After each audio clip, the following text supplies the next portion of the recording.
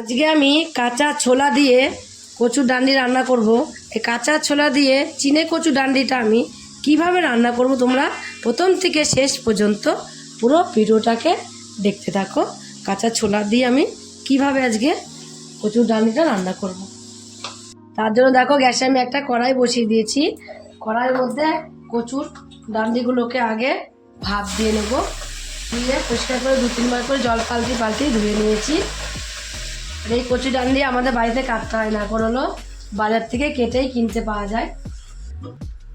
সব কচু ডান্ডিগুলো দিয়ে এবার আমি লবণ দিয়ে দেবো। এবার উপর দিয়ে লবণ দিয়ে গ্যাসটাকে কমিয়ে দিয়ে ঢাকা দিয়ে রেখে দেবো কিছুটা সময়, তাহলে খুব সুন্দরভাবে কচুগুলো কিন্তু একটু সিদ্ধ হয়ে যাবে। দেখো আমি কিছু সময় কিন্তু ঢাকা দিয়ে রেখে দিয়েছিলাম।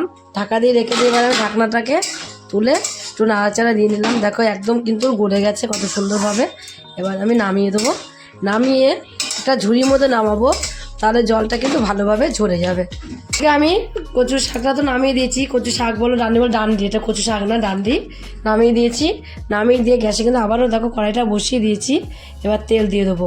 এইসব কচু ডান্ডি বলো কচু শাক বলো এটা তেলটা একটু বেশিই দিতে লাগে, তাই বেশি করে আমি একটু তেলটা দিয়ে দিয়েছি। তেলটাকে একটু ভালোভাবে গরম করে নেবো। তেলটা এখন দেখো ভালো মতো গরম হয়ে গেছে। এবার এর মধ্যে দিয়ে দেবো আমি কটা কালো জিরে দিয়ে দেবো কাঁচা লঙ্কা। কাঁচা লঙ্কা একটুখানি বেশি করে কিন্তু দিতে হবে।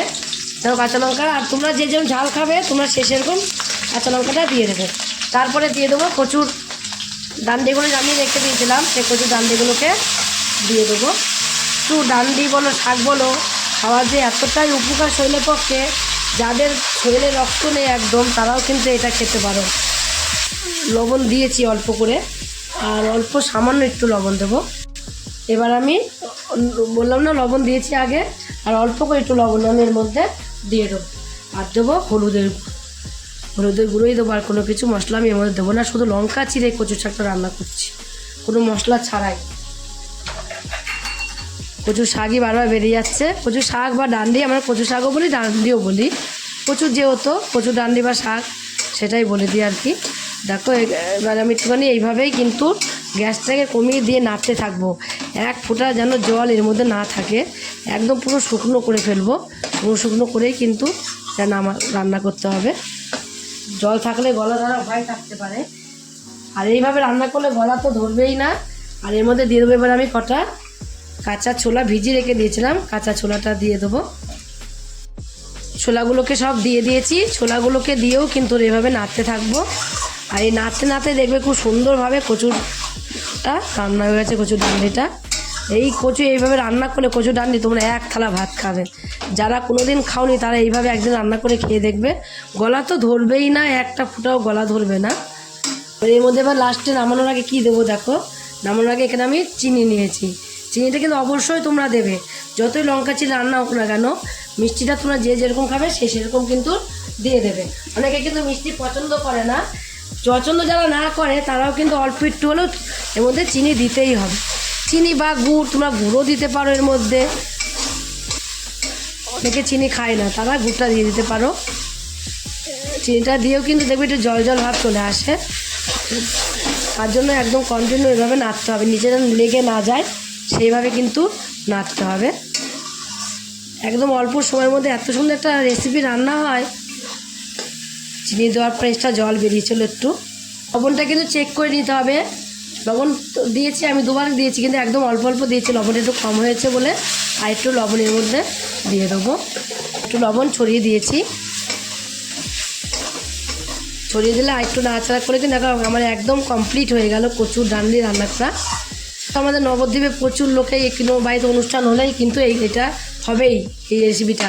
এটা এমন একটা রেসিপি, ঠাকুর বাড়িতে তোমার ভোগ হয়, এই ভোগে আগে কচুর ডান্ডি থাকবেই, কমন একদম।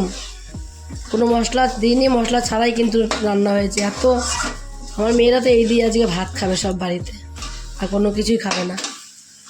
চিনি দেওয়ার পরে নাড়তে দেখবে তেল বেরিয়ে এসেছে। তোমাদের দেখাচ্ছি আমি, তোমরা দেখো এই পাশ দিয়ে কিরকম তেল বেরিয়ে আসে, চারিদিক দিয়ে কিন্তু তেল বেরিয়ে আসছে। দেখো যখন এরকম তেল বেরিয়ে আসবে চারিদিক দিয়ে, তখনই ভাববে যে এটা কমপ্লিট হয়ে গেছে একদম রান্না করে। দেখো কেমন তেল বেরিয়ে আসছে, তেল বেরিয়ে পড়ছে। দেখো এবার কমপ্লিট হয়ে গেছে, আমি নামিয়ে দেবো।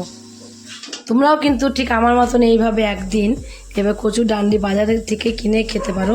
আর যাদের বাড়িতেই আছে তারা অনেকেই ভয় পায়, আমার শাশুড়ি ভয় পেত এই কচু ডান্ডি বা কচু শাক খেতে, আগে খেতেই জানতো না, বলতে এইসব কেউ খায় না কি, এসব খায় বাঙালরা, বাঙালদের কাছে তো ভীষণ ভীষণ প্রিয় এই সমস্ত কচুর শাক বা ডান্ডি বলো, ভীষণ প্রিয়। ঘটিরা খেতে জানে না, আমার শাশুড়ি খেতেই জানতো না এইসব জিনিস। আমি তো এইসব জিনিস তোমার হলো এসে এই বাড়িতে খাওয়া সব শিখিয়েছি, তাই খাই এখন। তোমরাও একদিন এইভাবে বাড়িতে তৈরি করে খেয়ে দেখো, যদি রেসিপিটা তোমাদের কাছে ভালো লাগে।